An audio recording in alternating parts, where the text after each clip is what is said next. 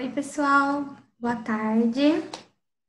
Já Boa são tarde. 2h30. A gente vai dar início, tá? A conversa online. Primeiramente, eu queria agradecer a todos por estarem aqui hoje, num sábado de frio. Todo mundo queria estar embaixo da coberta, acredito eu, né? Mas a gente está aqui focado em aprender, em ter um pouquinho, conversar um pouquinho a respeito, né?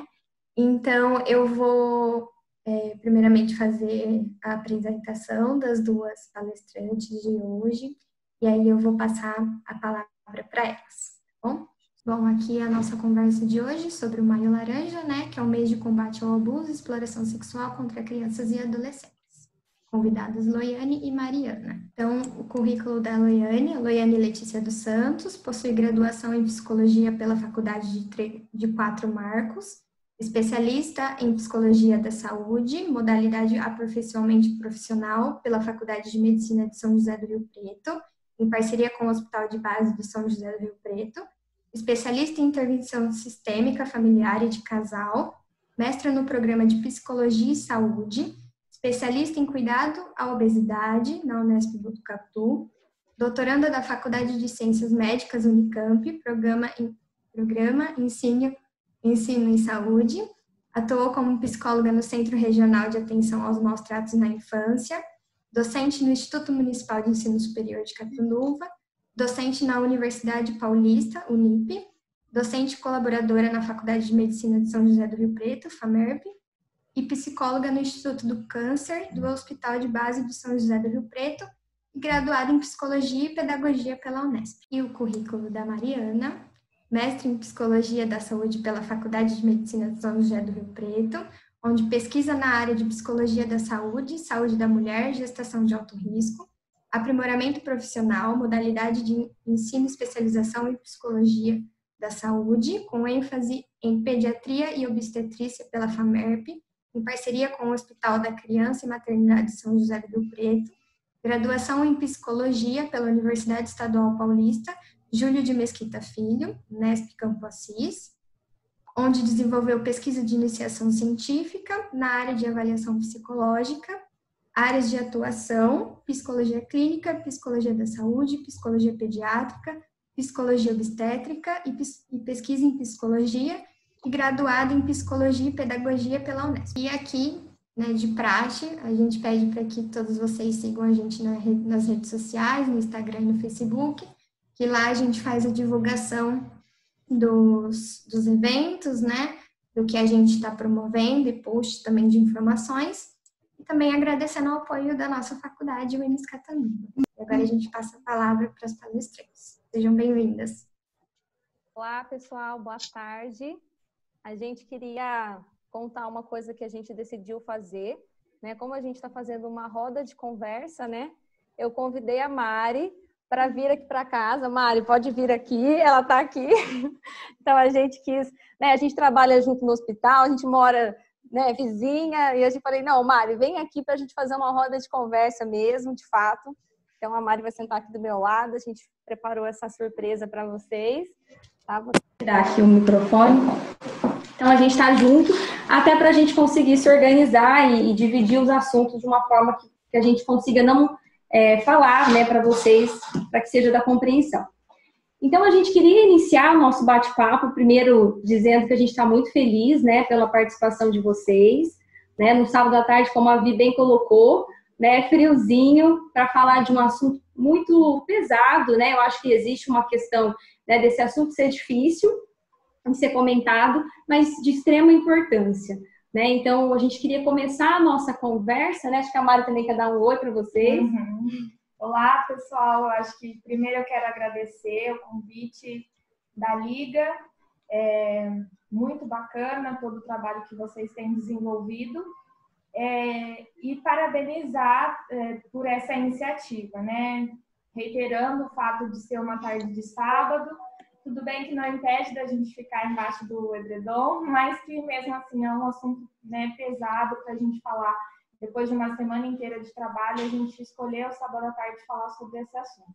E só reforçando em relação eu e a Loiane estarmos juntas, é porque nós estamos quarentenadas muito próximas, né? Então, nós trabalhamos no hospital, moramos distante da nossa família, a gente mora uma do lado da outra, e por isso que a gente está junto nesse momento, né? Então, acho que podemos começar, então, o nosso bate-papo. Então, assim, antes só de falar do Maio Laranja, eu também quero parabenizar a Liga pelas ações, né? Acho que a Liga está fazendo um trabalho muito bacana, deixando a gente muito orgulhosos enquanto professores, né?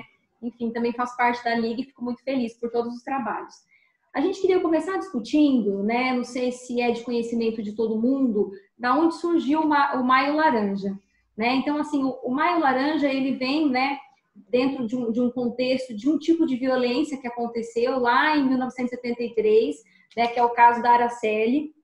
Não sei se vocês conhecem o caso dela, mas ela foi uma criança de 8 anos, né, que sofreu, né, ela foi ela foi violentada, né, e assim, foi um contexto que tem alguns pontos que a gente gostaria de discutir, né? Então, primeiro, assim, isso aconteceu lá em 1973, né? E infelizmente a gente precisa falar de impunidade. Então, como foi a situação do caso da Araceli, né? Então, ela era uma criança de 8 anos que saiu para estudar e nunca mais voltou, né? Então, a família começou a perceber, né, que ela não voltava da escola, e aí eles começaram a divulgar as fotos dela pela cidade para descobrir se tratava de um sequestro, o que tinha acontecido com a Araceli, né? E na verdade ela foi encontrada 6 dias depois do crime, né? E ela tinha sido totalmente desconfigurada, então eles jogaram ácido sobre a sua pele para que desconfigurasse o seu rosto, para que não conseguissem dificultasse a identificação da criança. E ela apresentou com marcas de agressão e de violência sexual, né? Então, mas isso não aconteceu naquele momento, o dia de combate, né? Isso só foi acontecer anos depois. Mas o que mais chama a atenção nesse caso é que a gente está falando de pessoas que cometeram a violência que eram de média a alta classe social, né? Então, muito dessa questão da impunidade envolve a questão de quem cometeu a violência, né? E isso é uma questão muito importante para a gente discutir, né? Então, por que a questão da violência ela acaba tendo muita impunidade? Né? Acho que isso é um ponto importante. E aí foi só em 2000, né, que eles resolveram criar esse dia de combate, né, que é um dia para a gente poder discutir sobre esse assunto, que é um tabu, né? Então, na nossa sociedade, falar de violência sexual é um tabu muito grande, e a gente também vai discutir um pouco mais sobre isso. E com relação à impunidade, vou deixar a Mari falar um pouquinho e problematizar com a gente. O que eu gostaria de trazer a respeito dessas informações que a Loiane trouxe, né, 2 questões que a gente destaca nesse caso. Então, a primeira, que os agressores foram pessoas da classe média alta, né? Então, são pessoas ricas, que têm grana, da sociedade. E aí é um ponto dessa quebra do estigma, da impressão que a gente tem que esses tipos de violência, principalmente relacionada à criança, acontecem só em bairros periféricos, né? Que está relacionado à pobreza, né? E esse é o primeiro ponto, né? É que o Estado ele se sente muito mais à vontade em adentrar casas de periferia, né? Em todas essas questões sociais que a gente entende que o pobre ele não tem essa privacidade, né? Já o rico ele consegue ter essa privacidade justamente pelo estigma, né? E por conta desse poder do capital. Então, as violências ela acontecem em qualquer tipo de classe social. A diferença, né, é que o pobre ele acaba sofrendo muito mais as consequências do que as famílias ricas. Os casos são abafados, dá um jeitinho ali, dá outro jeitinho aqui, e parece que não acontece. E o segundo ponto é a impunidade, né? E um ponto que a gente destaca é justamente pela questão da comprovação da violência sexual, né? Então, por vários aspectos, essa violência sexual, muitas vezes ela não é vista no momento que está acontecendo, né? Essa criança ela vai contar em outro momento, vai se descobrir depois de tantos dias que essa violência já aconteceu. E que não necessariamente a violência sexual ela deixa uma marca física, né? Então, não são todas as violências sexuais que acontece a penetração, não acontece algo que deixa essa marca concreta, né?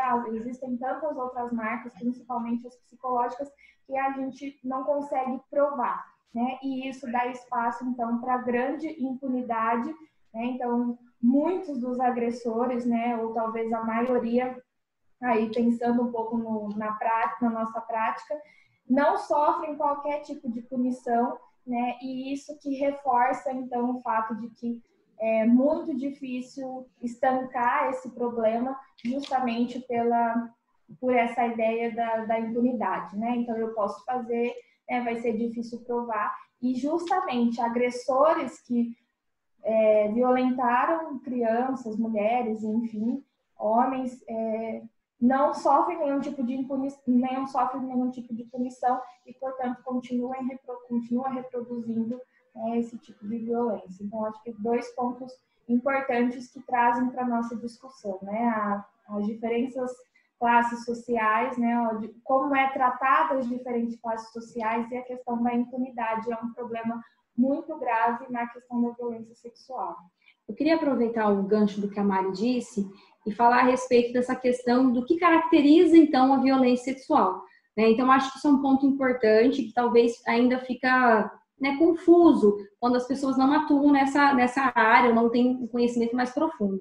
Então, é caracterizado como violência sexual, né, a criança ter contato com questões sexuais. Então, por exemplo, mesmo que não haja penetração, não são todos os casos, como a Mari mesmo enfatizou, uma criança que tem contato com conteúdo pornográfico, né? Então, uma criança que assiste pornografia com adultos, isso é caracterizado como violência sexual. Uma criança que assiste uma relação sexual dos pais, isso também é caracterizado como violência sexual. Então, assim, os toques, né? Então, tudo que envolve um conteúdo sexual que não está dentro do seu contexto, né, de fase do desenvolvimento, enfim, essas questões já caracterizam violência sexual. Então, dentro da minha experiência, por exemplo, nós já atendemos muitos casos que as crianças elas estavam expostas a situações de violência, de relação sexual dos pais, e isso já acabava trazendo caracterização de comportamento sexualizado, enfim, a gente vai falar um pouquinho mais das consequências.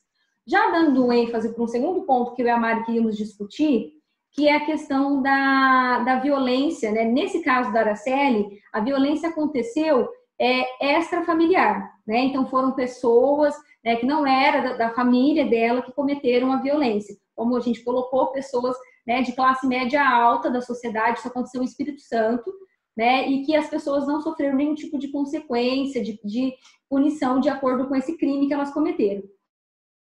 Mas, na verdade, uma coisa que a gente queria discutir é que a violência sexual acontece, grande proporção da violência é intrafamiliar.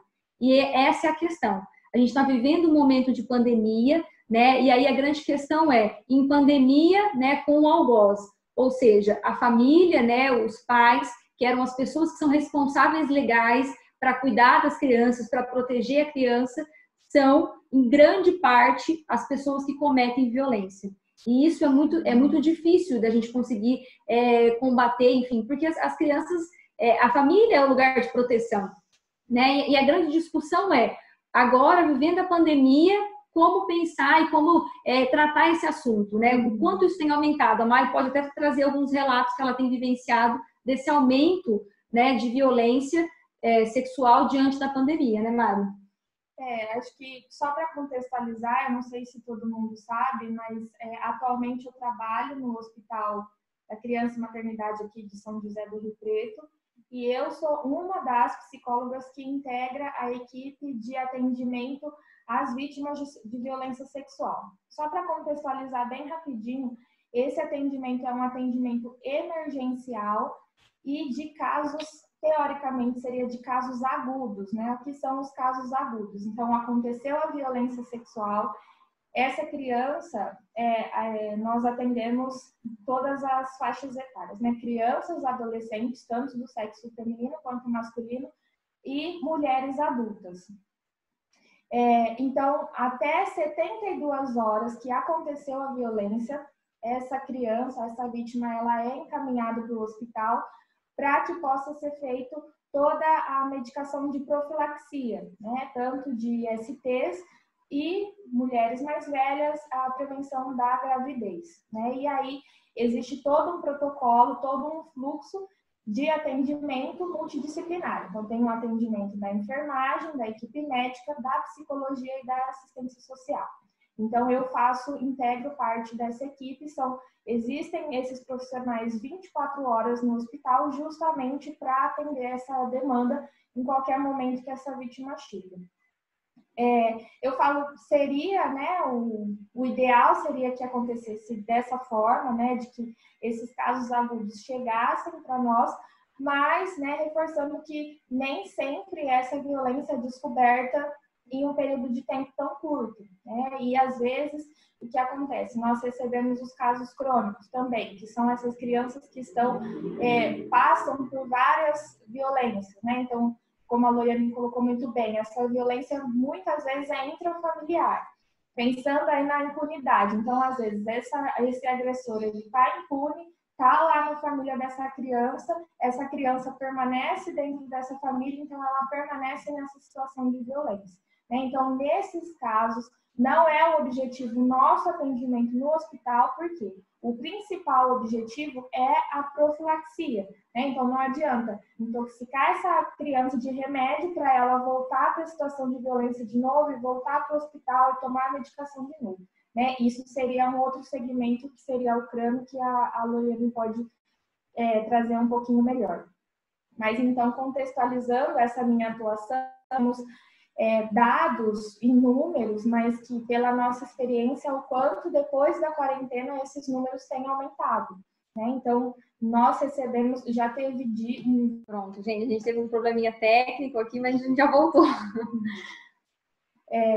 Bom, então voltando um pouquinho, né? Como vocês devem imaginar, com a pandemia, os casos que costumavam chegar no hospital, eles têm diminuído, né? Então, as pessoas, elas têm evitado ir ao hospital, principalmente evitado levar as crianças no hospital, justamente pelo medo de contrair o vírus no serviço de saúde, né? Então, vários tipos de ações, de atividades que a gente realizava foram suspensos e a gente está trabalhando, então, muito mais com esses casos emergenciais, né? E quanto tem chegado, né? Enfim, faz umas 2 semanas que em um único dia, né, eu trabalho no hospital 4 horas, né, e no único dia eu atendi 3 casos de violência, 2 de violência sexual e 1 de violência física, né? Então a gente percebe o quanto esses casos têm aumentado, né, e reforçando então essa questão que a Loiane trouxe, de que essas crianças, elas permanecem mais tempo em casa,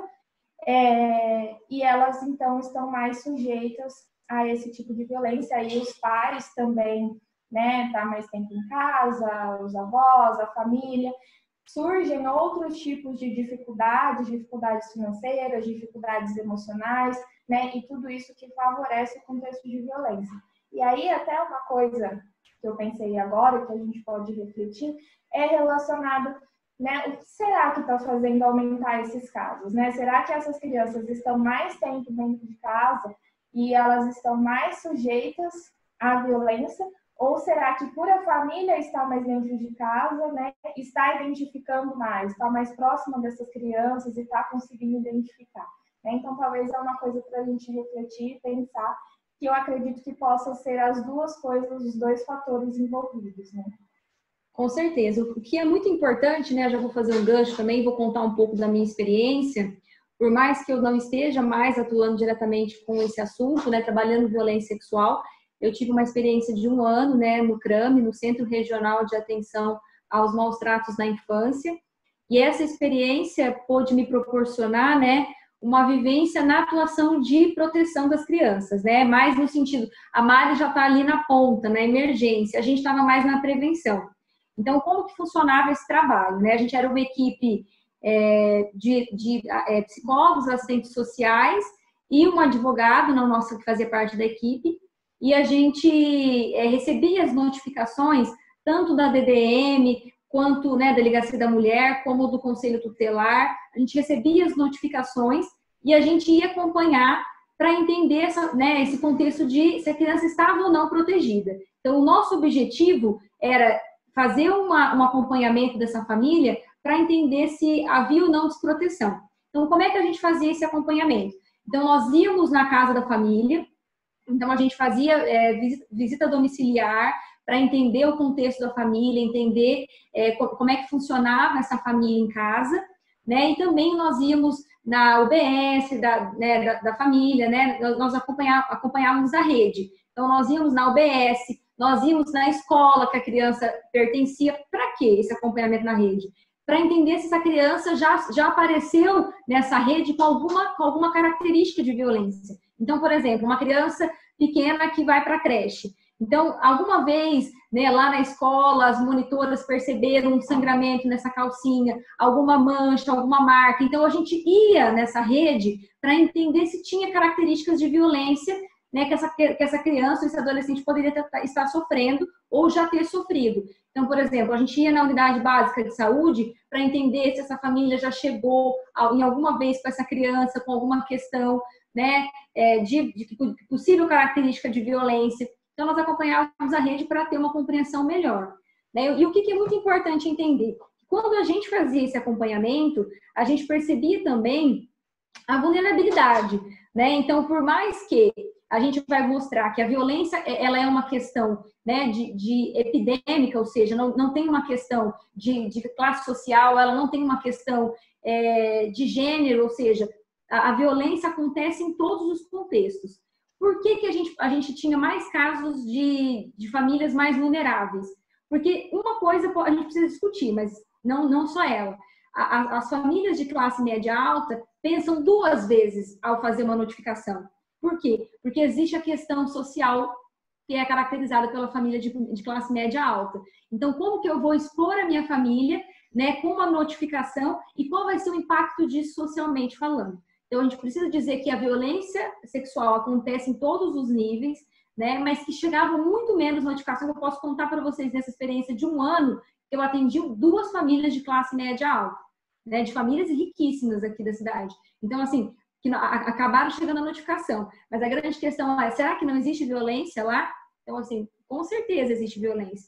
A grande questão é que as pessoas não notificam por essa questão da imagem social.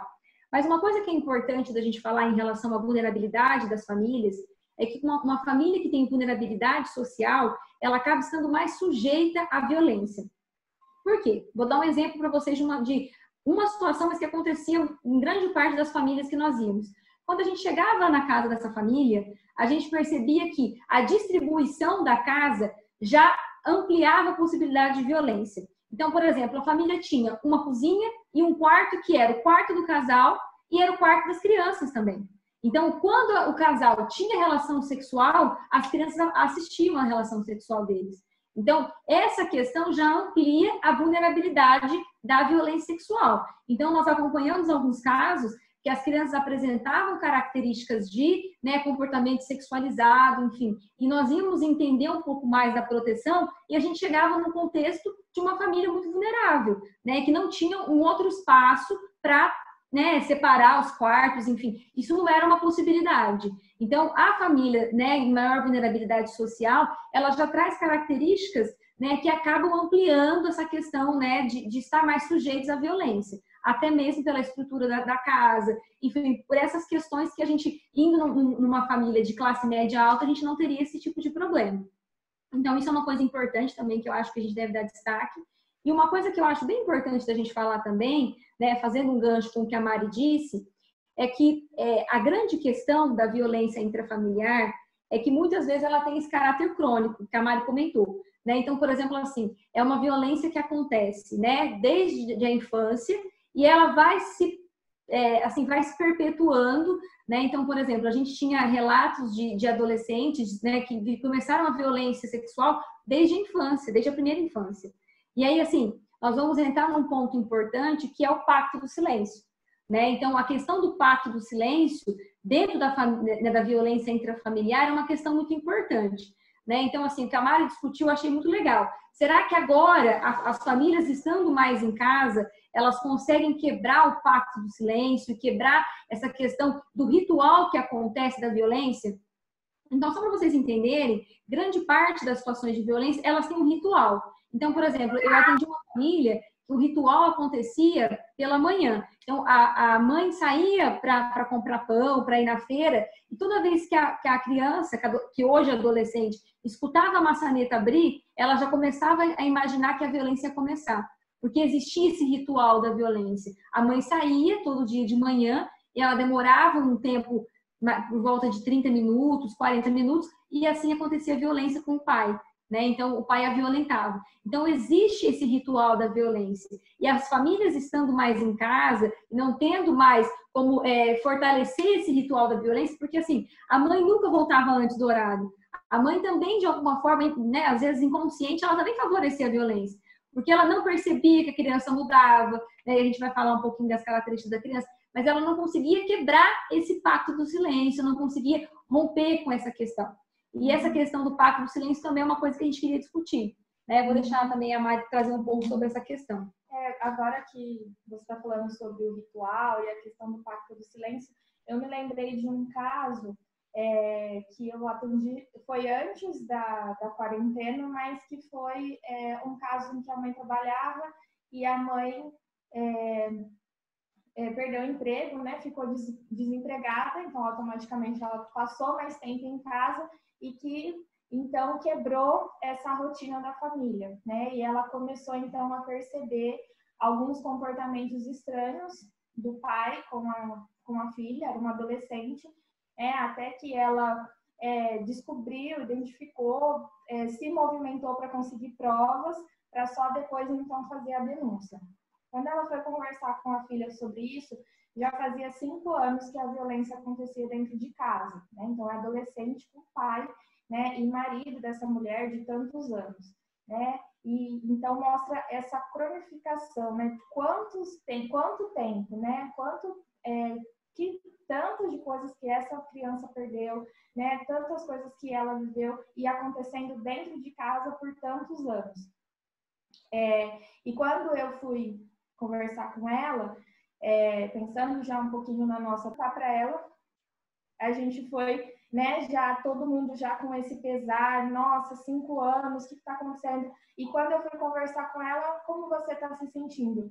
Ela disse, eu estou aliviada, né? Então agora eu quero arrumar um namorado, eu quero arrumar um emprego, e ela realmente estava expressando assim uma certa felicidade, né? Então ela ria, ela fazia brincadeira com a mãe dela, né? Então o quanto é importante essa quebra do pacto, né? O quanto, né? Por mais que expôs a família, era cidade pequena, saiu em jornal, muitas coisas aconteceu, mas foi o que trouxe alívio, né? E um pouco de esperança para a vida dessa criança, né? Então o quanto é importante nós falarmos sobre isso, no sentido de proteger essas crianças, né, muito mais do que profissionais de saúde, enfim, mas enquanto sociedade mesmo, né, dessa quebra do pacto do silêncio, né, nós precisamos falar sobre isso. O que nós estamos fazendo agora é muito importante, né, nós estamos discutindo, mas a gente tem que pensar também que nós somos uma classe privilegiada, né, então acredito que a maioria que está aqui são estudantes da faculdade, psicologia, a gente está dentro da nossa casa, mas a gente precisa também levar esse discurso para outros espaços, né, para que se entenda que é preciso falar sobre isso, que quando a gente fala, quando a gente quebra esse pacto, a gente traz alívio para essas pessoas que estão em situação de violência. Contrário do que a gente pensa, de que muitas vezes vai trazer mais sofrimento.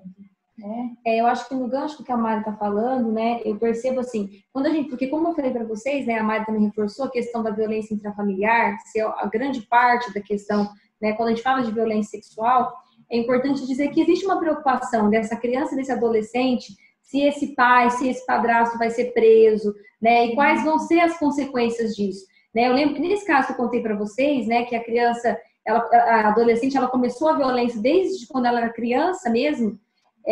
Hoje ela tinha 16 anos e sofreu violência, pelo que ela disse, desde os 5. Então, assim, é uma questão importante da gente pensar que ela não falava sobre isso, porque, primeiro, tinha uma questão, né, religiosa, era uma família extremamente religiosa, né, que tinha um impacto importante, eles eram dentro da igreja, né, então eram pessoas muito religiosas, teriam um impacto importante, né, dentro da questão social, da sociedade. E uma outra questão que ela se preocupava muito, e um dia ela comentou isso comigo, é o que vai acontecer com o meu pai. Né? Eu estou preocupada com o meu pai. Né? Eu fui culpada disso, de hoje eu estar aqui, e de hoje ele está sendo incriminado sobre isso. Então, assim, a vítima acaba se sentindo culpada pela situação. Então, acho que essa é uma questão muito importante para dizer por que esse pacto do silêncio tem tanta dificuldade de ser rompido. Né? Porque isso envolve uma questão da família. Né? Ela falou assim, eu acabei com a minha família. Ela trazia alguns discursos muito pesados, né? Entendendo assim que ela era culpada. Né? Ao invés dela se ver nesse lugar de vítima, que é o que ela acabava se vendo como culpada. Ela se olhava com essa percepção. Né? Então, acho que essa é uma questão que justifica muito, né? Essa questão da dificuldade de romper com o silêncio.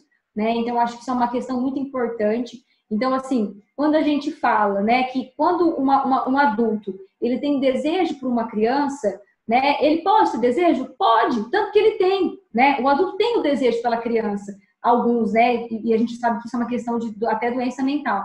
Mas a hora que ele toca em uma criança, ele é um criminoso. E ele precisa ser responsabilizado por isso. Então, acho que essa é uma questão importante, né? Da gente discutir. Isso é crime. E que isso, assim, é extremamente importante a notificação.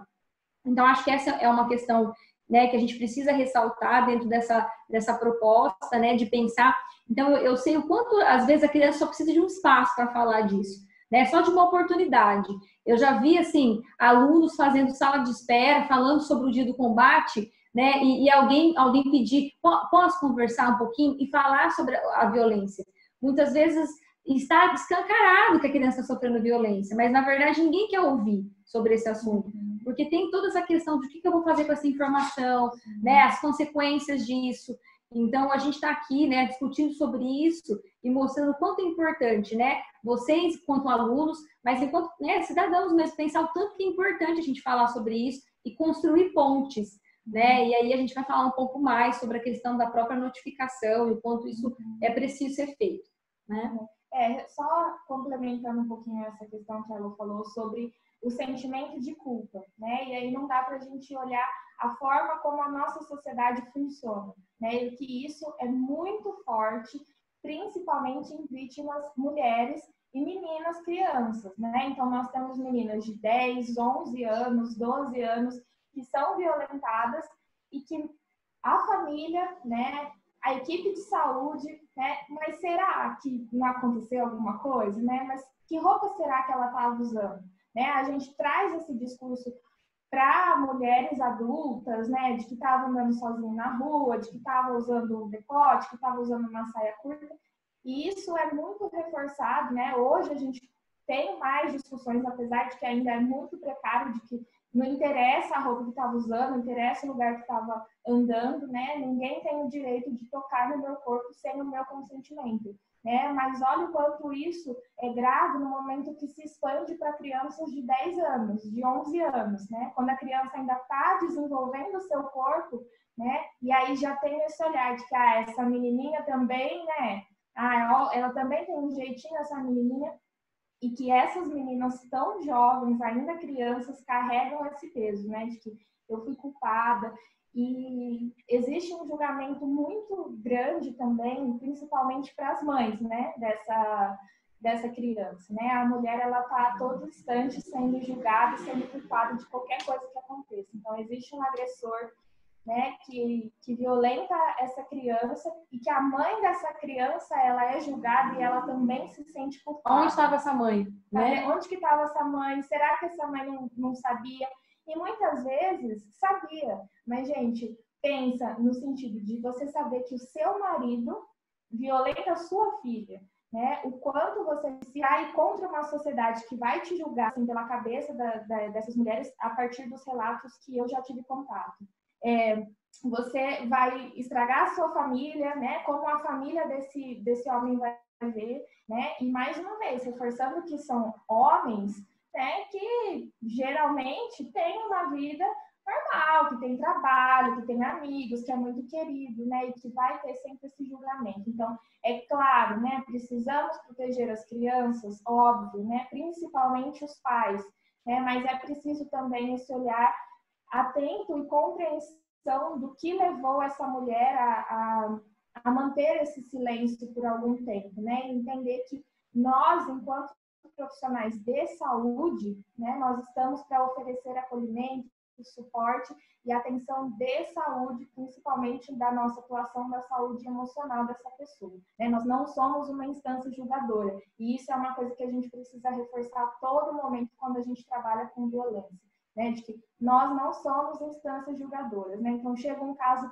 e aí, aconteceu mesmo? Nossa, demais. Ah, mas será que não foi? Ah, tenho certeza que não foi? Não sei, né? A pessoa chegou lá na instituição, ela colocou que ela sofreu violência. Pronto, é só disso que eu preciso saber, né? Eu não preciso saber quem foi, com quem foi, como foi, se foi verdade. Nem revitimizar, né? A gente precisa cuidar muito disso, sim, né? Para ficar pedindo esse relato de novo, para que a pessoa, né, a criança ou adolescente sofra isso de novo, né? Reviva a questão da violência. Isso também é uma atuação muito importante que a gente precisa ressaltar, né? A gente não pode revitimizar. E eu só queria fazer uma pontuação aqui importante, que é assim, parece que quando a gente está falando, né, do homem agressor, né, da menina que é a vítima de violência sexual. Então, eu quero só trazer uma questão sobre isso. Né? Se a gente for falar de dados estatísticos, nós vamos ter a literatura dizendo que quem mais comete violência sexual é o homem, né, e que as meninas são, assim, as crianças do sexo feminino são, né, as principais vítimas. Mas é muito importante dizer que mulheres também cometem violência sexual, tá? A gente quer falar disso porque isso acontece, por mais que seja minoria, né, e que a gente precisa ressaltar que a questão, né, da violência, ela tem toda uma questão, né, da nossa história de machismo, toda uma questão patriarcal construída, né, que faz parte das referências que nós temos para olhar a violência. A gente não pode desconsiderar essas questões históricas, culturais, que fazem parte, né, dessa questão de ter o homem como principal agressor, também faz parte dessa referência que nós temos, né, a questão social do homem. Mas é muito, extremamente importante dizer que mulheres cometem violência sexual, assim como meninos também sofrem violência sexual. Em números, a gente vai ver a minoria, mas isso também acontece. Né? E essa questão da violência sexual do adolescente, da criança, ela acontece, inclusive, quando os pais levam o menino para ir, né, num lugar, numa boate, um lugar, né, um motel, para tirar a virgindade do menino. Isso é violência sexual. E a gente acaba nem discutindo sobre essa questão. Parece que tudo bem, né, os pais levarem os meninos para, ele precisa tirar a virgindade dele de uma forma forçada, sem ser uma coisa preparada, sem ser um momento que ele está se sentindo pronto para isso. Isso é violência sexual. Os meninos sofrem muita violência sexual que é, na verdade, minimizada, né? Como se fosse algo normal, aceitável. Então, é extremamente importante dizer que, sim, os meninos sofrem violência sexual, inclusive de um jeito que as pessoas nem discutem sobre isso. Então, é violência sexual, sim, os pais forçarem esse momento, que é super importante, que você vai decidir quando isso vai acontecer, na hora que você se sentir pronto para isso, né? Então, essa também é uma questão que eu acho que é importante a gente falar, né? Dessas coisas que são minimizadas e que são situações de violência que a gente acaba aceitando por não discutir sobre elas. E principalmente relacionado a crianças, né? Existem muitos casos, né, de violência contra os meninos, e como isso é potencializado, né, o sofrimento principalmente dos pais, né, tirou a masculinidade dele, né? Então, como se menina, tudo bem, menina né, ela, né, já faz parte, né, mas o menino sofreu esse tipo de violência sexual, né, então acabou tirando a masculinidade, como será que vai ser para o menino? Então acaba reforçando, né, esses estigmas, né, de que, é claro, o sofrimento, né, a violência, ela traz consequências independente do gênero, da idade, enfim, né, mas que quando acontece com os meninos, tem muito mais essa coisa social, essa sensação de que, né, pode ser que esse menino tenha perdido a sua masculinidade por conta dessa sexualidade. E acontece muito realmente, crianças. Eu acho até assim que, pela minha experiência no hospital, é um número quase que parecido entre meninos e meninas, quando são crianças, né? Aí, a partir da adolescência, aparecem mais mulheres, mais crianças, e crianças de 2 anos, 3 anos, 7 anos, né? Não existe meses, né? Não existe um padrão assim, né? Nós identificamos independente do gênero e da idade. Isso eu acho que é bem importante, porque a gente também está fortalecendo o estigma, né? E acho que a gente tem que falar que não é assim que funciona, né? Especialmente das mulheres também. As mulheres que são as agressoras também, tem, assim, a mulher, ela também pode ser agressora, né? Enfim, eu acho que isso é uma coisa também importante. E já para, né, fazendo um gancho dessa questão, né, dos efeitos emocionais, a gente combinou de não falar muito sobre isso, porque eu acho que isso é uma coisa que todo mundo fala. Né? Quais são as consequências, né, para as crianças, para os adolescentes, isso a curto, a médio, longo prazo. Então, a gente só queria, assim, pincelar, né, porque a gente queria acabar comentando de coisas que talvez não são tão discutidas. Né? Eu acho que essa questão acaba sendo a ênfase, né? Então, por exemplo, né, xixi, cocô acaba fazendo sem controle, porque ela está sendo, né, estimulada em uma área sexual que está em desenvolvimento. Né? Então, a gente sabe que tem essa questão.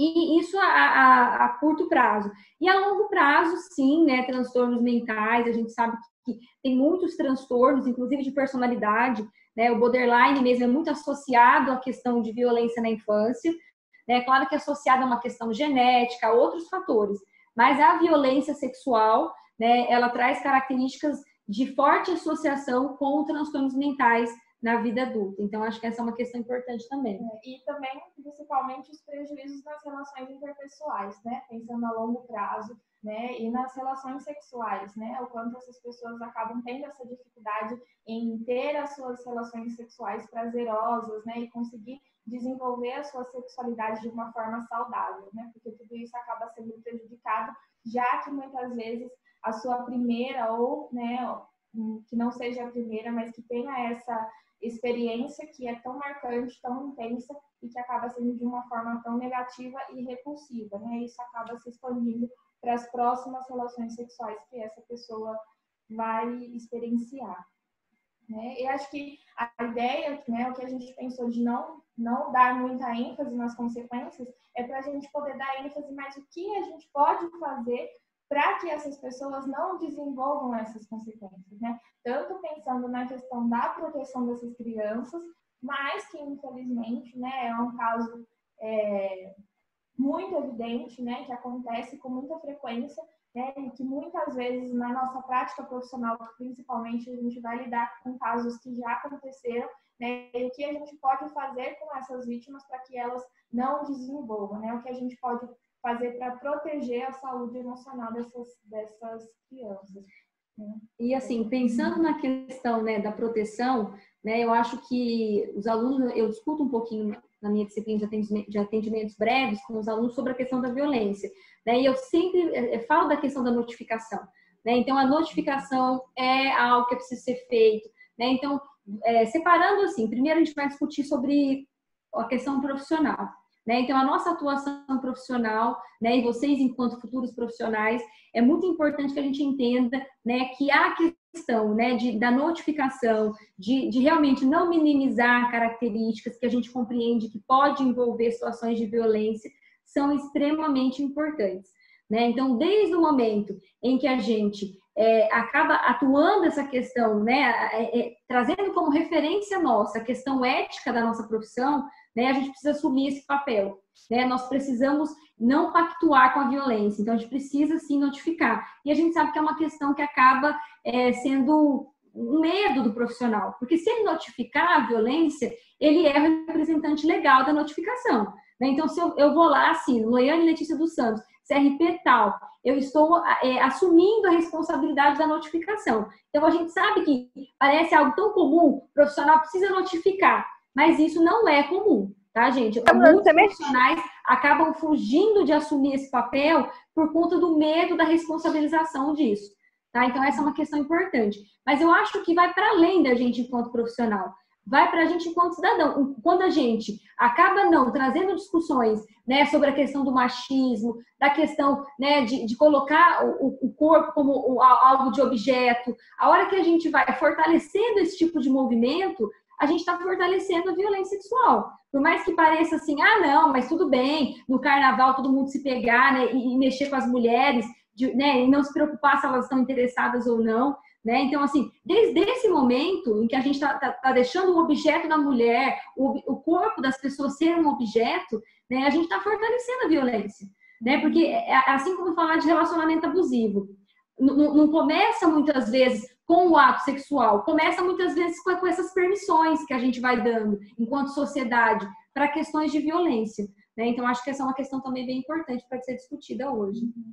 Só para voltar um pouquinho a respeito do que a Lu estava falando sobre a notificação, eu não sei se todo mundo conhece, assim, sabe exatamente o que é essa notificação. Então, a notificação que você trabalha no Plano Igual, É a ficha. mesmo. A notificação, então, é assim, né? Qual que é a obrigatoriedade dos profissionais de saúde? Toda vez que eu me deparo com qualquer tipo de violência, e seja essa violência sexual, física, psicológica, tentativa de autoextermínio, então todas essas violências precisam ser notificadas, né? E notificadas para onde? É uma ficha, ela já é pronta, é uma ficha que você vai assinalando as alternativas, né, para dizer qual tipo de violência que foi, quem foi o agressor, se foi conhecido, se não foi, estava efeito de drogas, enfim, são várias informações que você vai dando, né, e é de obrigatoriedade que você dê o máximo de informações possíveis, né, então todas as informações que você tem, porque às vezes alguns profissionais pegam para falar, eu fiz a notificação, mas eu preencho uma coisa aqui, outra ali, para não me comprometer muito. Não, a obrigatoriedade é você colocar o máximo de informações possíveis.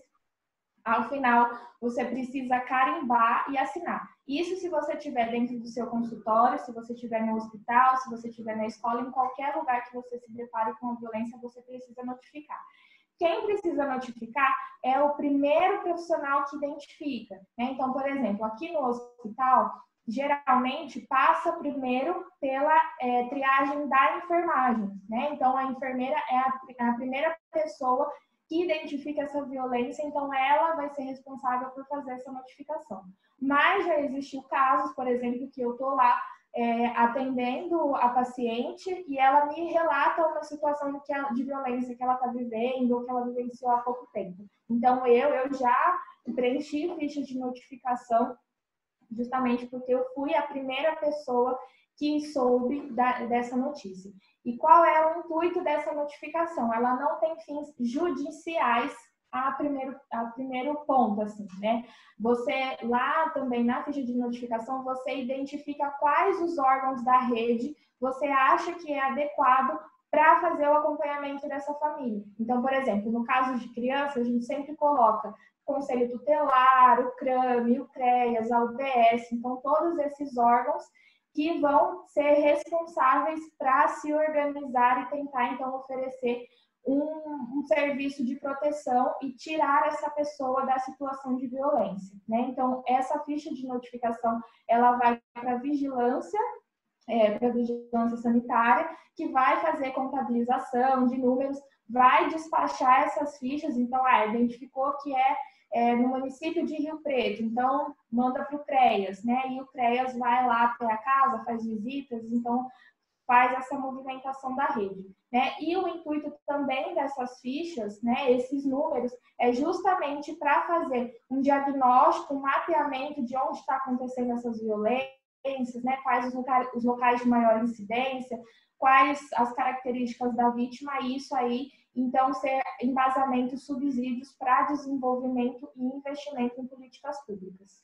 Na verdade, Mari, eu nunca preenchi a ficha de notificação, porque o que acontece na minha atuação era que a gente já tinha a notificação, já era feita a notificação. Então, por exemplo, eu recebi uma notificação feita por algum profissional e, na verdade, o que a gente ia conversar com esse profissional. Então, por exemplo, uma enfermeira da UBS preencheu a ficha de notificação compulsória. Então, nós íamos para conversar com ela, como que foi a percepção, como que foi, né, o que ela percebeu a mais, porque você falou uma coisa que é fato, não tinha muitas informações na ficha, então a gente ia buscar com a profissional para entender alguns detalhes a mais que não tinham sido informados. Uma outra coisa que é muito importante aproveitar, falar da notificação, é que é muito importante que a população faça a notificação. Né? Então, essa notificação é do profissional, mas a notificação, né, via o contato com o Conselho Tutelar, Disque 100, são notificações que podem ser feitas por qualquer um de nós, né, enquanto cidadãos mesmo. Então, eu estou percebendo que na minha vizinhança, né, no meu bairro, tem uma situação que eu acredito que possa ser de violência sexual, eu percebo um comportamento dessa família que é um comportamento que tem algumas alterações que são importantes, você pode fazer uma notificação, né? Então, essa notificação compulsória é feita pelo profissional, mas a notificação, né, de violência sexual pode ser feita por qualquer um de nós, e uma coisa que eu acho muito importante para dizer é que a gente não precisa se identificar. Então, às vezes, a gente fica com medo, né, de alguma situação de notificar, né, notificar a violência sexual, e a gente não precisa se identificar, né? A partir do momento que a gente disca 100, né, enfim, a gente consegue fazer a notificação, e se a gente não quiser se identificar, a gente não precisa. O que a gente precisa é dar informações do local da violência, né? Então, dar as informações da casa, enfim, aonde está acontecendo a violência, e não necessariamente as nossas informações. Eu acho que isso também é uma coisa bem importante. Esse no Disque 100, né? Mas o do profissional da saúde a gente se identifica porque a gente precisa carimbar. Esse é o grande medo dos profissionais da saúde, né? Porque pode ser que essa ficha chegue lá na casa da pessoa, né? E essa família receba a notificação, ela consegue chegar até essa notificação, né? Então, ela pode ir investigando, indo atrás, não é algo sigiloso. Então, pode ser sim que essa pessoa descubra quem foi o profissional, né? Eu já conheci uma médica que fez uma notificação e ela sofreu ameaças da família por conta da notificação. Então, esse medo é real? Ele é real, né? Até porque a gente sabe que nós, enquanto profissionais e cidadãos, a gente não tem a nossa segurança tão garantida assim. Mas, a partir do momento que a gente escolhe fazer esse tipo de atuação, que a gente escolhe ser profissional da saúde, a gente está assumindo essa responsabilidade, né? E isso é uma responsabilidade que a gente assume com o paciente, né? E acho que legal também a gente destacar que essa notificação ela é compulsória. Compulsória, eu preciso fazer essa notificação independente do desejo do paciente. Então, pode ser que, né, eu atendi ali essa criança e a mãe fala, eu não quero, eu tenho medo do marido. A gente precisa dizer que essa notificação é obrigatória, né? Pode ser que você não fale para a pessoa que está sendo feita a notificação, mas a gente, pelo menos ali no hospital, ali enquanto equipe, a gente opta por orientar a família, que nós estamos fazendo a notificação, a gente explica o que a gente fala qual é o objetivo da notificação, né? Identifica que a gente está colocando o nome, que a gente está se responsabilizando e sempre destacando que é uma ação de segurança de proteção para aquela família. Exato. E essa questão, assim, a Mari falou que na primeira instância ela não tem esse objetivo, mas ela pode sim chegar a fins judiciais e você prestar um depoimento, né, nesse caso, como um depoimento a mais nessa questão para investigar a questão da criminalidade da violência. Então, ela também pode ter esse objetivo, né, em outras instâncias. Tem mais alguma coisa? Eu acho que só falar um pouquinho mais sistematizado da revitimização, que você acabou citando, né, que foi uma das coisas que a gente pensou em destacar de como a gente protege esses pacientes, né, principalmente nesse primeiro atendimento que a gente faz, né, nesse acompanhamento. Então, que seria a notificação, a quebra do sigilo e a revitimização, né, que é um termo que a gente utiliza quando acontece dessa vítima ter que ficar repetindo o que aconteceu com ela várias vezes, né? Então, ela sofreu a violência, aí ela conta para a mãe. Aí ela vai, no primeiro lugar que ela vai, ela conta lá na delegacia. Aí ela conta para o policial, aí ela tem que contar para a delegada. Aí ela chega no hospital, ela conta para a enfermagem. Aí ela passa pelo médico e ela tem que contar para o médico. Aí chega na assistente social, tem que contar. Então, ela vai contando e cada vez que ela conta, né, além de todas as questões de vergonha, né, de ter que estar expressando essa violência para pessoas desconhecidas, ela tem que ficar contando várias vezes e as várias vezes ela vai vivendo novamente, revivenciando todas aquelas sensações que ela viveu no momento da violência, né? Então, isso é fazer essa vítima repetir várias vezes a mesma história, é que a gente chama de revitimização. A gente, toda vez que eu vou lá e pergunto, o que aconteceu? Como que foi? A gente está fazendo com que essa vítima se torne vítima mais uma vez. A gente está revitimizando, né? E por isso que o trabalho ele é sempre em equipe, né? Porque se a enfermeira já pegou todas as informações, eu posso trocar uma ideia, trocar algumas informações com essa enfermeira, ter algumas informações e identificar também qual é o objetivo do meu atendimento, né? Então, enquanto psicóloga, o meu objetivo não é saber como foi, detalhes, né, como que aconteceu. O meu objetivo é saber quais são as reações emocionais que essa pessoa está apresentando, né? O que ela quer expressar. Se ela quiser contar tudo de novo, porque tem algumas vítimas que querem que contam com detalhes, né? E é uma forma de colocar isso para fora, catarse mesmo, quando às vezes a vítima quer contar para colocar isso para fora, né? Como ela guardou isso por muito tempo, né? Acontecia. Mas as nossas perguntas, como a gente faz essa condução desse atendimento, influenciam muito, né? Em como ela vai sentir obrigada ou não a trazer essas informações. Então, a nossa forma de como perguntar, de como acolher, de como conduzir o atendimento é que vão fazer com que ela se sinta à vontade para falar isso ou não. E ela pode não querer falar disso, né? Eu acho que isso é uma questão bem importante.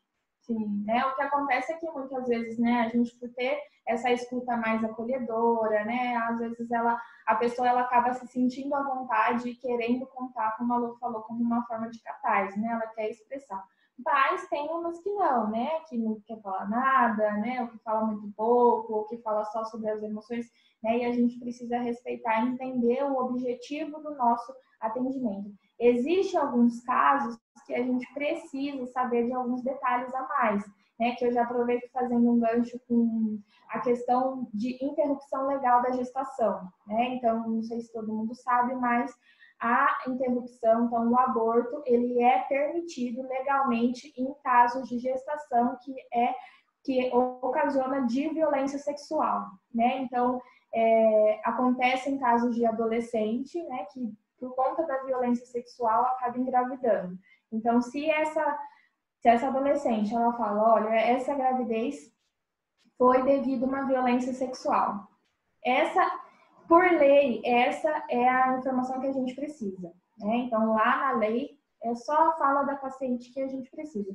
Até porque nos trâmites, né, nas burocracias, existem alguns documentos que tanto a equipe profissional quanto o paciente, no caso de adolescente, a responsável precisa assinar.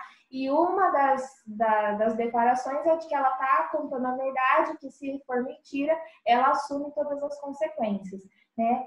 Mas que por outras questões burocráticas, né, questões de equipe, questões judiciais do próprio hospital, então é orientado para que a gente tenha algum tipo de informação um pouco a mais, até para que a gente possa auxiliar essa pessoa na tomada de decisão, né? Então, porque existe muito essa fantasia de que, se liberar o aborto, ou se todo mundo saber que o aborto por violência sexual é permitido, todo mundo vai chegar lá e falando que quer interromper a gestação por conta de violência, né? E o que eu posso garantir para vocês que não é uma decisão fácil, né?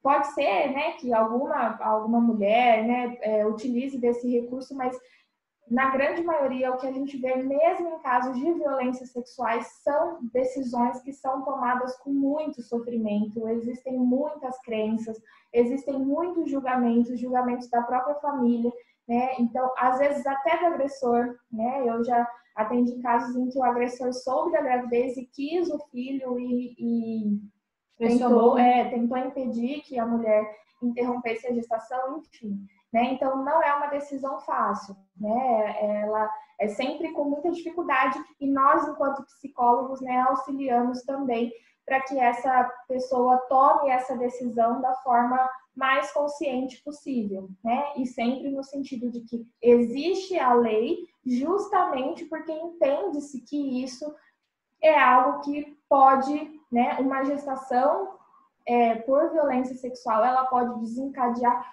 muitos agravos à saúde física e à saúde mental, né? Então, se existe a lei, é direito dessa paciente, né? Então, se ela está solicitando, nós somos profissionais de saúde, nós precisamos oferecer sem nenhum tipo de julgamento. Isso quer dizer que a gente não tem as nossas crenças? Não, né? Elas estão guardadas para a gente. Exatamente, né? Nós pensamos várias coisas, né? Nós fantasiamos várias coisas, né? Então, mas a gente tem que se desprender e cuidar dessas, guardar para a gente essas crenças para poder oferecer o acolhimento a essas pessoas, né? E eu acho que essa é uma informação que é importante que vocês conheçam e que vocês repliquem, até para que as pessoas saibam disso, né? Porque acontece de muitas mulheres chegarem lá já com a gestação quase no fim e não ser mais possível a interrupção. Até qual período, Mari? São até 20 semanas de gestação. Então, até 20 semanas de gestação. E se esse feto ele tem menos de 500 gramas. Então, até as 20 semanas ele tem menos de 500 gramas e foi decorrência de violência sexual, o aborto pode acontecer. E, em alguns casos específicos, pode prorrogar para 22 semanas. Isso depende do feto, Depende um pouco também dessa atenção multiprofissional. Porque uma das questões é se essa paciente chega lá, por exemplo, com 20 semanas, e ela está um pouco, pela nossa avaliação, a gente percebe que ela está indecisa, que ela está sendo pressionada, como um caso bem específico que aconteceu, que foi identificado que ela estava tomando essa decisão justamente pela pressão que a mãe estava fazendo, né? Então, a mãe queria muito, mas a paciente não estava expressando com tanta clareza, ela estava mostrando uma certa ambivalência. Então, por lei, nós psicólogos podemos solicitar mais de um atendimento, até 4 atendimentos, né? E esses atendimentos é recomendado que seja feito depois de 1 semana, né? Para que essa paciente tenha um tempinho para pensar, mas que, claro, né? O serviço de saúde está disponível para que ela possa voltar. Então, pode ser que possa prorrogar 21 22 semanas, mas isso tem que estar muito bem aliado com toda a equipe, principalmente a equipe médica, para que a gente não prejudique o tempo dessa interrupção. E uma coisa que eu acho, assim, até para finalizar, e não sei se a gente vai ter condições de abrir para perguntas, mas uma coisa que eu acho que é importante a gente falar é que a gente precisa muito que essa criança e que esse adolescente seja acompanhado. Então, uma coisa que acaba sendo discutida é esse segmento, né? Então, por exemplo, no nosso acompanhamento, a gente acolhia, identificava se estava protegido ou não, mas ele não era um paciente nosso, né? Ele era um paciente da rede. Então, nós encaminhávamos, né, para o CAPS, para a unidade básica de saúde, enfim. Mas quem mais acolhia de intervenção psicológica era o CAPS, para fazer psicoterapia, né? Então, a gente fazia alguns atendimentos pontuais, mas nós não fazíamos psicoterapia, assim como na Mari também, né? Existe um ambulatório que acompanha, né, Mari? Então, a Mari e a equipe faz um atendimento emergencial, mas que é extremamente importante a gente falar que essa criança e que esse adolescente precisa ser acompanhado, precisa existir um segmento nesse acompanhamento psicológico, né? Isso é uma questão bem importante também. Sim. Bom, acho que é isso, né? Tem uma pergunta aqui no chat, perguntando se existe um atendimento que pode ser feito, inclusive, em contextos privados, né? A notificação compulsória. E sim, em todos os contextos, inclusive quando a gente está no nosso consultório particular. Então, a notificação compulsória, ela pode ser feita em outros contextos também. Em hospital privado, enfim, em diversos contextos a gente pode fazer esse acompanhamento. Uhum. Sim. A notificação, como eu sei que essa notificação já foi feita? Por exemplo, a Mari falou uma vez que pode ser que não seja avisado para a família que essa notificação está sendo feita. E aí eu atendo essa pessoa depois que essa notificação já foi feita, mas nem a mesma família sabe que ela foi realizada. Como que eu tenho essa informação? Eu não entendi assim. Você enquanto profissional de saúde, você enquanto profissional de saúde, por exemplo, se o paciente pergunta para você, foi isso? Não. Por exemplo, eu estou atendendo aquela pessoa e aí eu identifico que houve agressão sexual, houve esse abuso. E como eu sei se já foi ou não feita essa notificação? Sim. Quando a gente está... Ah, você quer falar? Pode falar. Nós, lá no hospital, a experiência que eu tenho, quando chega uma situação de violência, nós identificamos se essa pessoa já passou por algum serviço de saúde antes, né? Então, a pessoa fala, eu vim do UPA. Aí a assistente social faz comunicação com o UPA, ou a assistente social ou a enfermagem faz a comunicação com o UPA e identifica se foi feita essa ficha de notificação ou não. Né? Se eles falar, já foi feito, então a gente faz. Isso a gente faz por uma questão de segurança, né? Porque sendo lei, sendo obrigatoriedade, né? Se já passou por outro serviço de saúde, já deveria ser feito. Mas, na dúvida, não tem problema fazer outra, né? Pode fazer, a vigilância vai pegar, vai ver que é uma mesma ficha, né? E vai dar o seu segmento. Na dúvida, sempre pode fazer. Ou sempre conversar com o paciente se ele já contou para alguém em algum outro momento, né? Para conseguir fazer esse rastreio, né, da identificação. E assim, eu achei legal a pergunta do Vi, porque essa questão da gente estar no consultório, às vezes a gente acaba se sentindo um pouco sozinho, né? Então a gente está na clínica, não tem... Gente, acessar a rede é extremamente importante. Então o paciente comenta que ele é acompanhado pela UBS e tal. Então assim, a gente identifica com ele que ele já falou disso em outro lugar, a gente pode acionar a rede, mesmo que a gente esteja em consultório, que a gente esteja atendendo na clínica da faculdade. Acionar a rede é extremamente importante para ampliar a nossa forma de compreender o acompanhamento desse paciente. Então, estar acionando a rede, mesmo que seja numa questão de clínica particular, é super importante. Tá? A questão da revitimização, ela pode ser considerada com um familiar também? Por exemplo, uma mãe que descobre que o adolescente, a criança está sendo abusado pelo pai e leva isso adiante. Ela ter de ficar repetindo esse caso, relatando a situação para várias pessoas da área da saúde, também, por ser doloroso para ela, também pode ser considerado uma revitimização? Com certeza. A grande questão da questão de revitimizar, né, existir um sofrimento. Então, se há um sofrimento ali e vai existir uma repetição, isso já é revitimizar. Né? A mãe também é vítima dentro desse contexto. A gente tinha uma mãe que ela sofreu assim como se ela fosse culpada também pela questão da violência. Então, a mãe, né, quando ela realmente existe esse sofrimento, essa preocupação, ela tem que repetir essa história, essa informação, também é vivenciar o sofrimento novamente. Você quer colocar? Acho que só para complementar, principalmente nos casos de criança e adolescente, geralmente quem vai contar toda a história repetida, às vezes, é o responsável, né? Então, ele que, na verdade, está passando por esse momento de revitimização. Então, é assim. Né? Não, e é muito boa a sua pergunta, porque às vezes a equipe acha que a mãe não é a vítima, então tudo bem ela repetir. Né? Achei muito boa a sua pergunta, porque realmente é muito pertinente. Sim, ela faz parte desse contexto de sofrimento, então ela também é vítima. Né? Então, a mãe ou qualquer outra pessoa que esteja de responsável. Né? E quais seriam os sinais, assim, que a criança ou adolescente apresentaria depois, assim, quando ela é exposta a um abuso? Assim, os sinais, eles são, né, desde comportamentais como emocionais. Então, por exemplo, a criança tem as questões, né, de comportamentais, que são, por exemplo, a criança mais pequena, né, a enurese, né, a noturna, enfim. A criança apresenta, muitas vezes, uma questão de comportamento sexualizado. Então, assim, tem questões físicas e questões emocionais.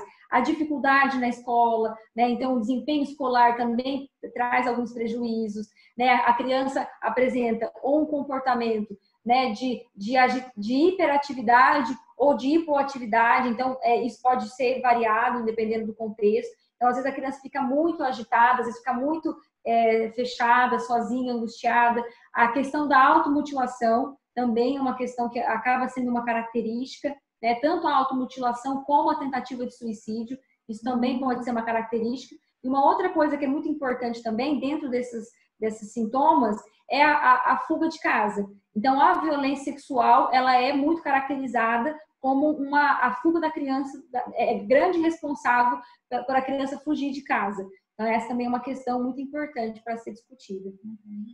Você tem mais alguma característica? Acho que é isso, né? É bem a mudança de comportamento da criança, né? Então, a criança fica muito irritada, começa a ter falas sexualizadas, comportamentos sexualizados, né? Teve um caso recente que a mãe desconfiou e descobriu pelo linguajar que a criança começou a desenvolver. Então, ela começou a ter algumas palavras que geralmente não se falava no ambiente de casa, né? E ela identificou que a criança estava sofrendo violência sexual porque no ato da violência o agressor ficava repetindo aquelas palavras, né? Então, acho que são essas mudanças de comportamento. Existe algum comportamento que se identifique nos abusadores para identificar uma pessoa que abusa? Não. O que eu posso dizer para vocês é o seguinte, gente. A gente já teve casos, né, de pessoas que vocês, estereótipo, né, pensando no estigma, vocês jamais imaginariam que eram agressores, né? Então, assim, o agressor, ele não apresenta sinais, muitas vezes, né? Então, por exemplo, assim, ele pode ser uma pessoa muito polida, muito educada, enfim. Essa questão, né, dos estigmas que a gente espera que seja uma pessoa que apresenta os sinais de um agressor, isso não acontece. Isso pode cair por terra quando a gente vai atender um agressor que é super educado, que é super gentil, enfim. Então, os estigmas que a gente tem, né, do agressor, eu, por exemplo, quebrei todos os meus estigmas de quem é um agressor, depois que eu vivenciei esse trabalho. Então, assim, eu caracterizava o agressor como aquele que tem um comportamento violento, enfim, isso não é verdade. Muitas das vezes, a violência sexual, ela acontece envolvendo a criança, inclusive afetivamente. Então, assim, já teve muitos relatos lá, né, de atendimentos que eu acompanhei, que a criança, ela tinha presentes, enfim, ela era induzida, né, dentro dessa questão afetiva para ter a questão da violência sexual. Então, esse estereótipo do agressor caiu por terra depois dessa minha experiência. Não sei se a Mari tem alguma coisa mais para colocar, mas ele não apresenta características. Então, se a gente acha que é aquela pessoa que fala alto, que é agressiva, que é violenta, não necessariamente. Sim. E o que reforça a questão do pacto do silêncio, né? E de muitas vezes a vítima ser descredibilizada, né? Ah, aquele cara lá, não, mas ele trabalha, ele é amigo de todo mundo, não tem realmente gentil, né? Gentil, né? Realmente não tem o estigma, né? Já atendi agressores que vão até o hospital, leva a criança muito bem educada com toda a equipe, né? E que a mãe junto, né? Colocando, né? Tá vendo por que eu não tive coragem de contar? Tá vendo como que ele é assim. Então, realmente, não existe... Livre de qualquer suspeita, né? Isso. Então, assim, tem agressores livres de qualquer suspeita. É uma questão importante. Mas muito boa sua pergunta também, para a gente poder quebrar esses paradigmas, né? De achar que o agressor ele tem características muito próprias, né? Então, acho que essa é uma questão importante. Eu acho que tem. Tem alguém falando aqui. Lô, deixa eu perguntar uma coisa. Fora da área da saúde, existe algum profissional que seja obrigado a notificar quando tem acesso? Porque, por exemplo, minha mãe é professora. Aí ela relata muito isso, sabe? Tem aluno que vem contar pra gente. Mas pede para não contar para ninguém, mas eu me sinto na obrigação de contar. E assim, existe isso? Nossa, como foi relatado, é meio que sua obrigação?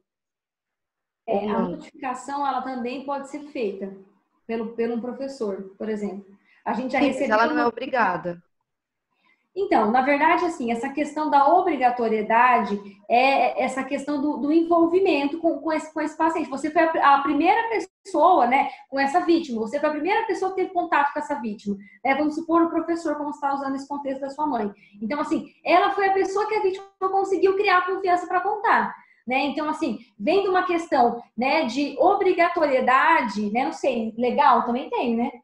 Total, uma questão de obrigatoriedade, inclusive legal, porque ela é uma profissional também, né? E dentro desse contexto é importante a notificação. Com os professores, Carol, existe uma questão de não informação. Então, não são todos os professores que conhecem a notificação. Então, teve uma vez que a gente fez um trabalho preventivo no CRAME, que nós fomos em algumas escolas conversar sobre a questão do 18 de maio, né, pensando no Maio Laranja, e falando sobre a notificação.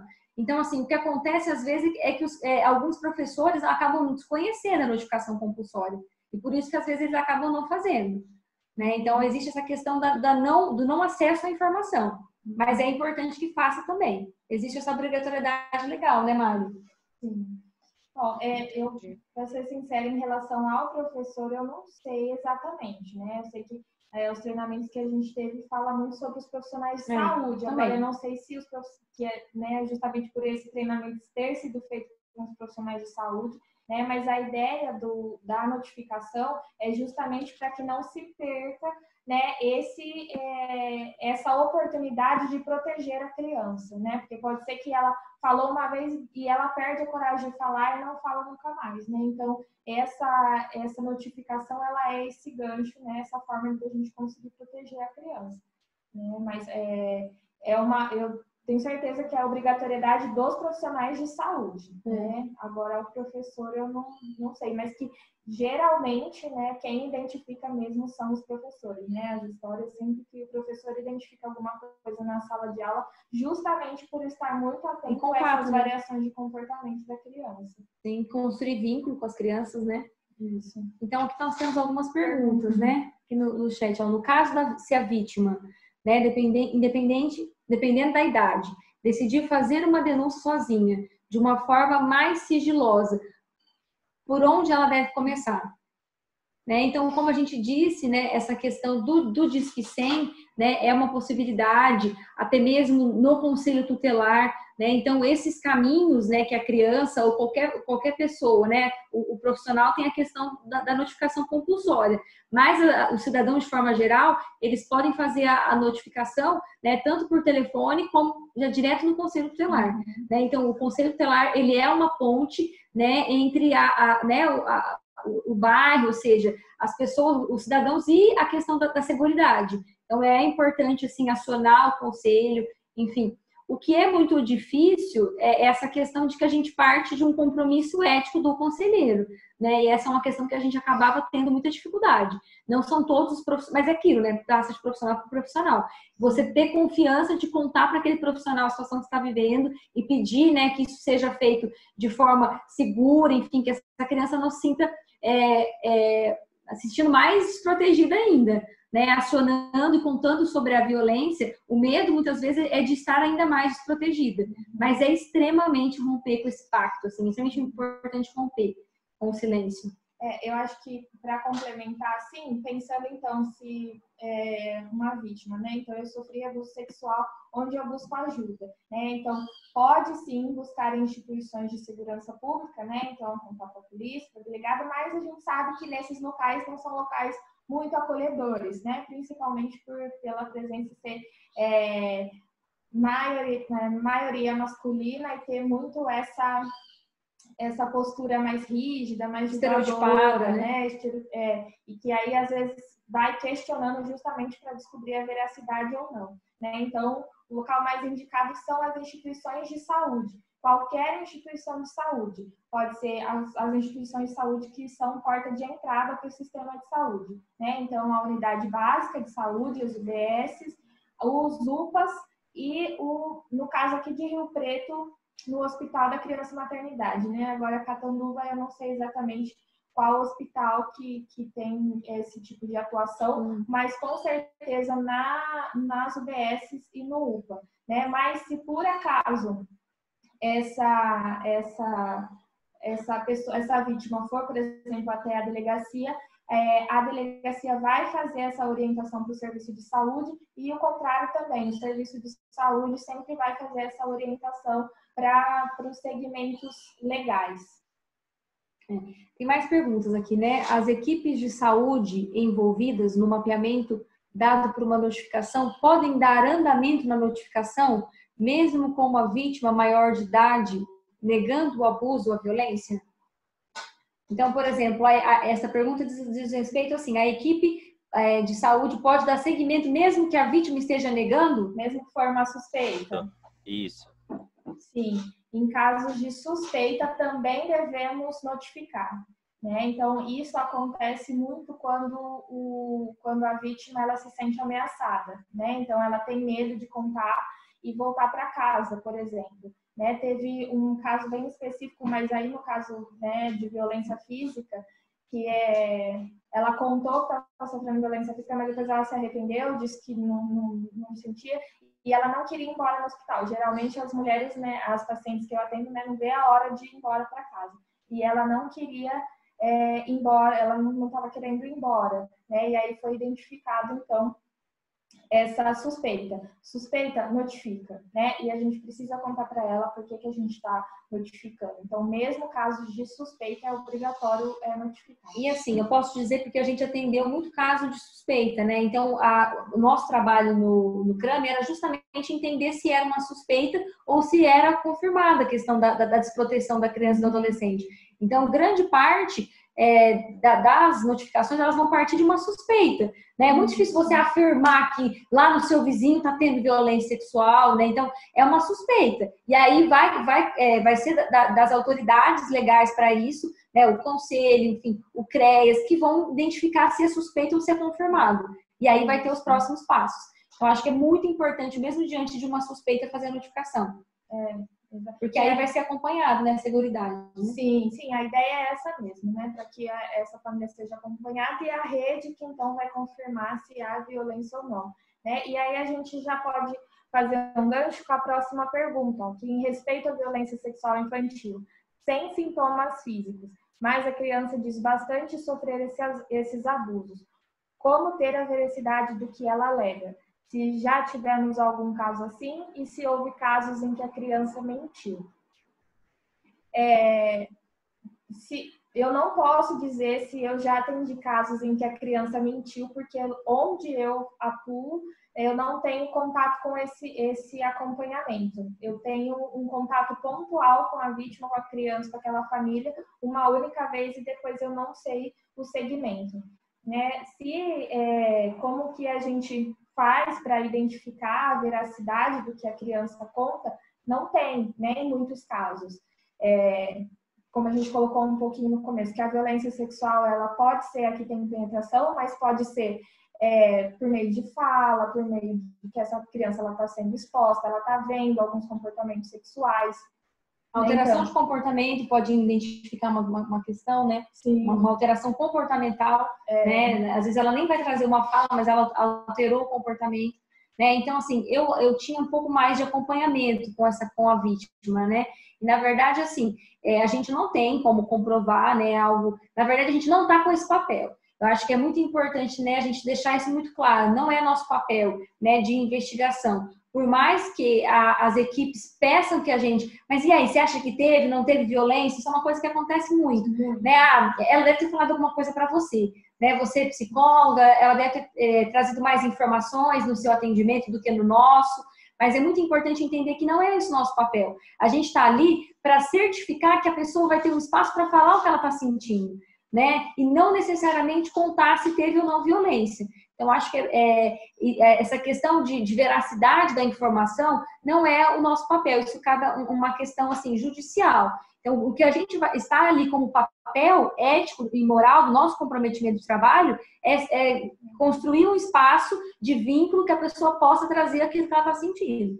E eu acho que também no sentido de pensar, se é uma criança, né, que está falando que sofreu um abuso, que está falando sobre violência sexual, né, independente se a forma como ela está falando ou o que ela está falando de fato aconteceu, ela está submetida em algum tipo de violência. O que pode acontecer, só fazendo um adendo, é a alienação parental. Então, por exemplo, às vezes a gente vai escutar uma criança falando que ela está sofrendo violência, porque às vezes ela tá sofrendo um outro tipo de violência, que é a alienação parental, né? Então, às vezes são pais divorciados em que começam a induzir a criança a acreditar que ela está sofrendo violência sexual. Mas isso já é violência, né? Isso também precisa ser averiguado, isso também precisa ser cuidado.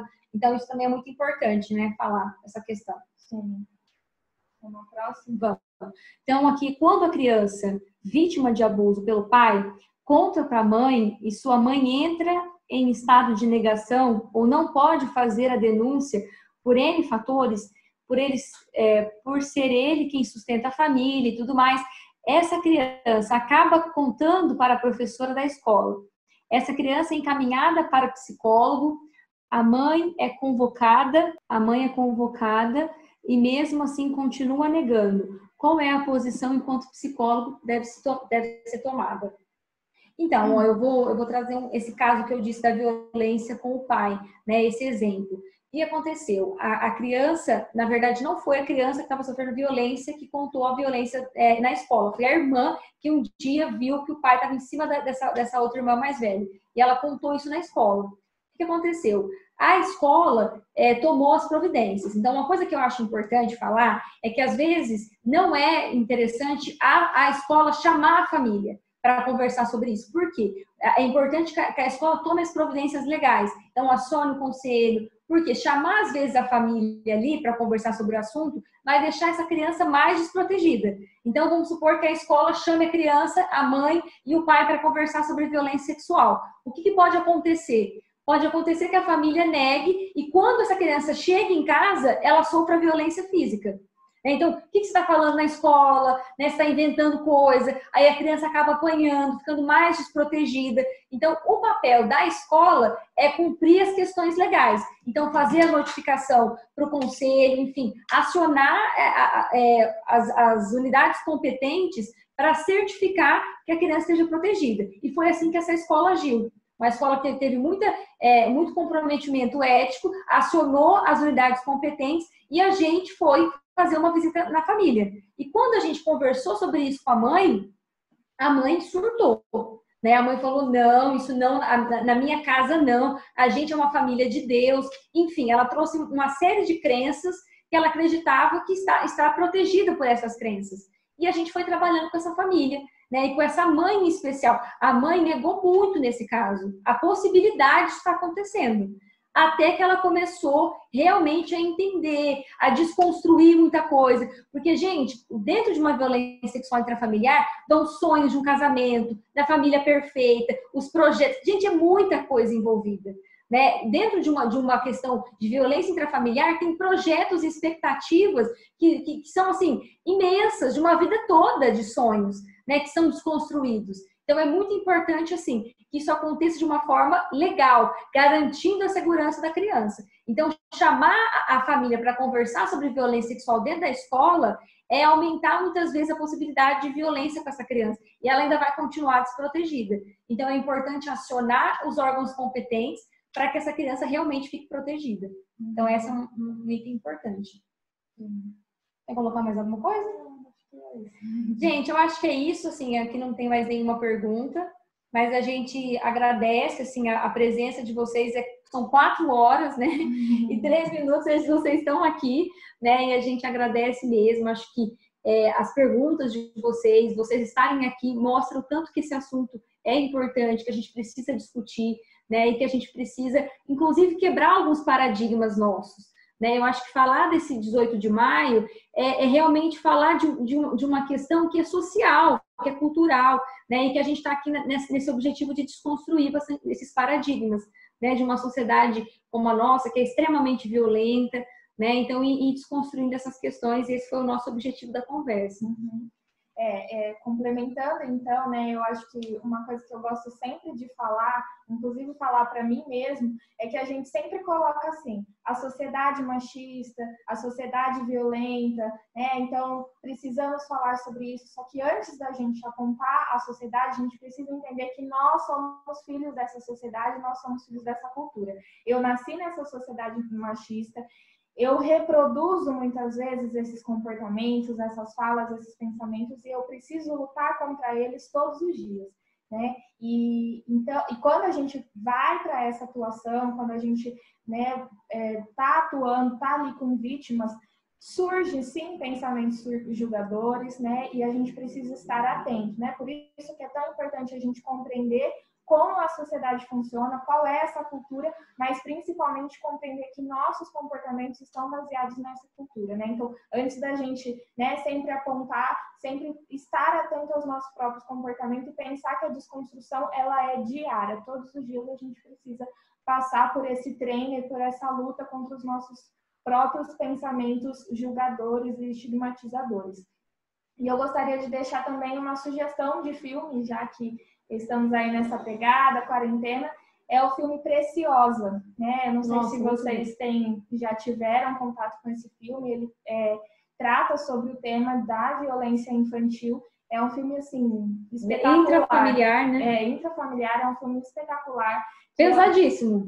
Pesadíssimo. Já preparem o estômago para assistir esse filme. Ele é pesado, mas muito bacana. As desconstruções, é um filme que vale a pena. Sim, isso aí. E, mais uma vez, agradeço por vocês terem me convidado, o pessoal da Liga. Agradeço todo mundo que participou. Eu achei que foi muito bacana, muito produtivo. Espero que vocês tenham gostado também. A gente é que agradece a participação de vocês. Foi um prazer recebê-las. Acho que o tema deve ser discutido, sim. Foi muito importante trazer essa discussão. Acho que todo mundo deve ter gostado aqui. Agradecer a presença de todos. Agradecer as pessoas que fizeram perguntas, que trouxeram um pouco mais de conteúdo também para a discussão. Acho que eu quero Obrigada. agradecer e boa tarde a todo mundo. A gente que agradece. Muito obrigado. E deixem o feedback lá pra gente, tá? Tanto por e-mail quanto pelo Instagram da Liga, se vocês quiserem. A gente fica muito agradecido com o feedback de vocês. Sugestão de temas também. A gente está trazendo e ter essa interação sempre aqui com vocês. Muito obrigado.